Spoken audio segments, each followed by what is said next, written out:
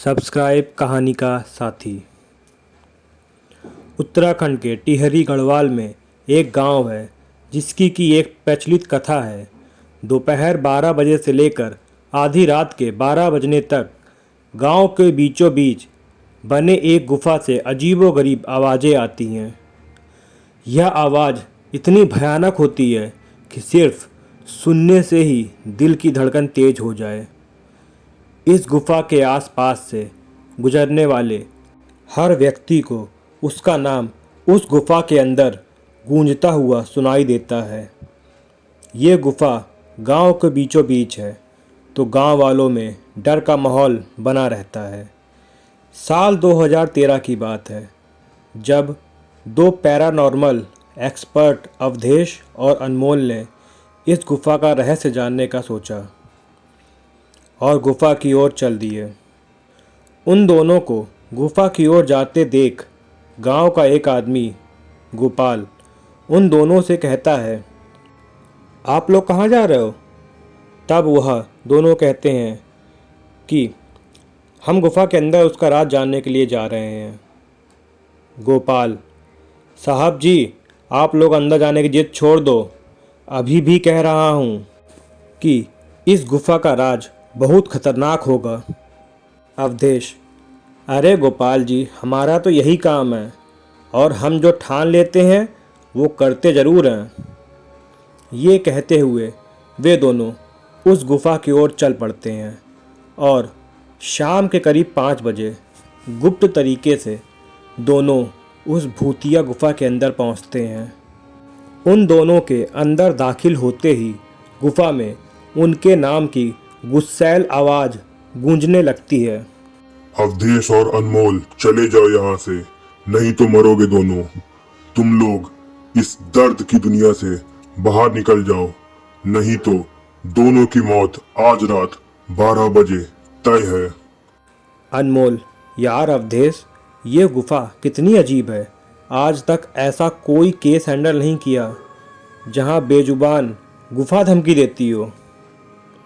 अवधेश, भूतिया जगह हमेशा अजीब और ख़तरनाक ही होती हैं। बस अब सोचना कम कर और आगे बढ़। अनमोल गुफा की हर तरफ आगे बढ़ने लगता है। तभी अनमोल को बड़े बड़े कदमों की आवाज़ सुनाई देने लगती है। ये आवाज़ उसके ठीक बगल से आ रही थी। वो उस कदमों की आवाज़ का पीछा करते करते गुफा के आखिरी ओर पहुंच जाता है। उसे गुफा के अंत में एक दरवाज़ा दिखाई देता है। तभी उसे दरवाजे के उस पार से एक आवाज़ सुनाई देती है, अनमोल बेटा, मैं तुम्हारा दादा, मेरे पास आ जाओ बेटा। अनमोल, अरे ये तो मेरे दादाजी की आवाज़ है। अनमोल मन ही मन में ये सोच रहा था कि ये दरवाज़ा कहीं दूसरी दुनिया का तो नहीं, क्योंकि अनमोल को उस दरवाजे के पीछे से उसके दादाजी की आवाज़ सुनाई दे रही थी। वो सुनकर अनमोल खुश और इमोशनल हो गया। इसी इमोशन में वो दरवाज़ा खोलने ही जा रहा था। तभी पीछे से अवधेश की चीख पूरी गुफा में गूंजने लगी। अवधेश की चीख सुनकर अनमोल भागता हुआ पीछे गया। अनमोल अवधेश के पास पहुंचा। वह बिल्कुल नॉर्मल खड़ा था, जैसे कुछ हुआ ही ना हो। अनमोल, अवधेश, ये क्या गंदा मजाक है? तुम अभी चीखे क्यों? अवधेश हल्का मुस्कुराता हुआ चुपचाप खड़ा रहा। इसके बाद अनमोल अवधेश को उस दरवाजे की ओर चलने का इशारा देता है। दोनों उस गुफा की अंत में उस दरवाजे की ओर पहुंचते हैं जहां से दूसरी दुनिया का रास्ता शुरू होता है। अनमोल, अवधेश, ये देखो, मैंने अभी तुरंत कुछ देर पहले अपने दादाजी की आवाज़ इस दरवाजे के पीछे से सुनी है। मुझे लगता है कि इसके पीछे मरे हुए लोगों की दुनिया है। अवधेश, तो ये दरवाज़ा खोलकर देख लो ना। अनमोल, सही कहा, मैं दरवाज़ा खोलता हूँ। अनमोल दरवाज़ा खोलने ही वाला था कि तभी उसकी नज़र अवधेश के शरीर पर पड़ती है। अनमोल, यार तुम्हारे नाखून तो इतने बड़े और गंदे तो नहीं थे। तभी अवधेश के दांत बाहर आने लगते हैं। उसका कद बड़ा होने लगता है। उसके हाथ के नाखून बड़े होने लगते हैं और अब वो पूरी तरह से एक पिशाच बन चुका था।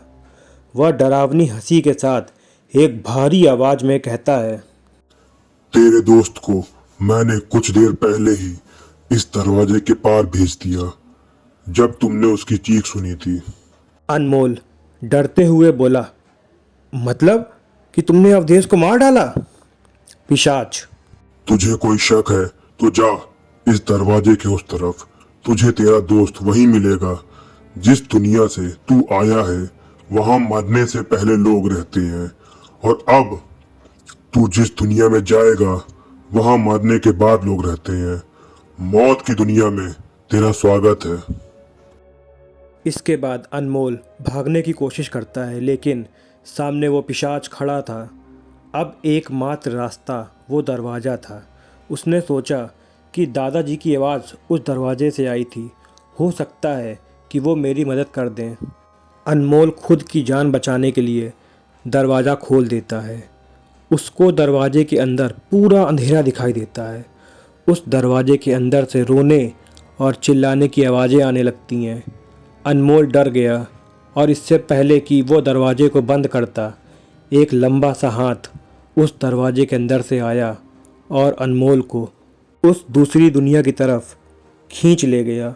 इससे अनमोल की एक तेज चीख निकली और वह पिशाच भी जोरों से हंसते हुए बोला, आज तक कई लोगों ने गुफा के अंदर इसके रहस्य को जानने की कोशिश की है, लेकिन कोई भी इस गुफा के रहस्य को जानकर वापस नहीं जा सका।